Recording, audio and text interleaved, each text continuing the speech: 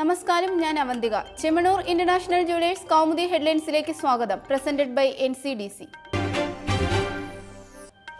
അണപൊട്ടിയ സദാചാരം. കൊച്ചിയിലെ സദാചാര ഗുണ്ടായിസത്തിൽ വീഴ്ച സമ്മതിച്ച് മുഖ്യമന്ത്രി. യുവതിയുവാക്കളെ ശിവസേന പ്രവർത്തകർ മർദ്ദിച്ചപ്പോൾ പോലീസ് പിന്തിരിപ്പിക്കാൻ ശ്രമിച്ചില്ല. സദാചാര ഗുണ്ടായിസത്തിനെതിരെ ശക്തമായ നടപടി സ്വീകരിക്കുമെന്നും ആവശ്യമെങ്കിൽ കാപ്പ് ചുമത്തുമെന്നും പിണറായി വിജയൻ. വിശദീകരണം പ്രതിപക്ഷം കൊണ്ടുവന്ന അടിയന്തര പ്രമേയത്തിന് മറുപടിയായി. എന്നാൽ ശിവസേനയുടെ അഴിഞ്ഞാട്ടം പോലീസ് നോക്കി നിന്നെന്ന് ഹൈബി ഈഡൻ MLA. ശിവസേനക്കാർക്ക് പോലീസ് ഒത്താശ ചെയ്തെന്നും ആരോപണം. അതേസമയം മറൈൻ ഡ്രൈവിൽ ആൺകുട്ടികൾക്കും പെൺകുട്ടികൾക്കും നേരെ ചൂരൽ പ്രയോഗം നടത്തിയതിന് 20 ശിവസേന പ്രവർത്തകർക്കെതിരെ കേസ്. സംഭവത്തിൽ പ്രതിഷേധം ശക്തമാകുന്നതിനിടെ മറൈൻ ഡ്രൈവിൽ ഇന്ന് വൈകിട്ട് ചുംബന സമരത്തിന് ആഹ്വാനം ചെയ്ത് കിസ് ഓഫ് ലവ് പ്രവർത്തകർ.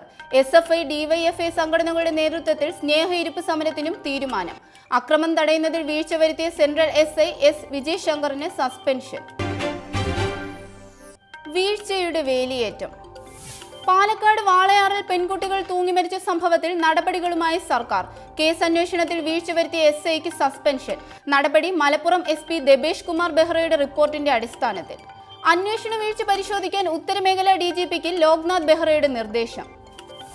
അന്വേഷണത്തിൽ SIയുടെ ഭാഗത്തു നിന്നുണ്ടായത് ഗുരുതര വീഴ്ചകൾ. കേസിൽ പ്രാഥമിക നടപടികൾ പോലും സ്വീകരിച്ചില്ല. പോക്സോ നിയമപ്രകാരം കേസെടുത്തില്ലെന്നും വിവരം ശിശുക്ഷേമ സമിതിയെ അറിയിച്ചില്ലെന്നും ആരോപണം.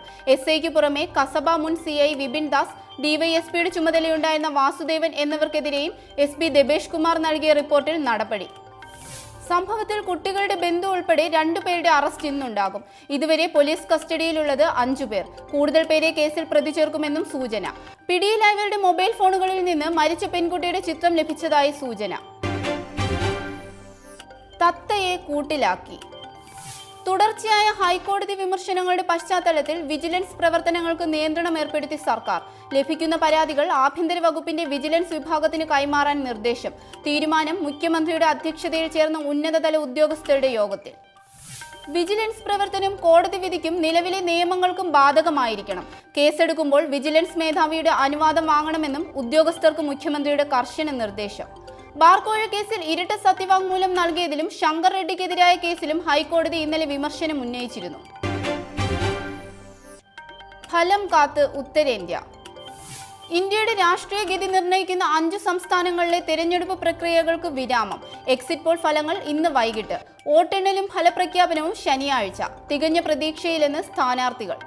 അക്രമ സംഭവങ്ങളില്ലാതെ വോട്ടെടുപ്പ് പൂർത്തിയാക്കാൻ കഴിഞ്ഞതിന്റെ ആശ്വാസത്തിൽ തെരഞ്ഞെടുപ്പ് കമ്മീഷൻ. കേന്ദ്ര സർക്കാരിനും BJPക്കും നിർണായകമായ ഉത്തർപ്രദേശിൽ അടുത്ത സർക്കാരിനെ നിർണയിക്കുന്നതിൽ പ്രധാനം മുസ്ലിം വോട്ടുകളെന്ന് വിലയിരുത്തൽ.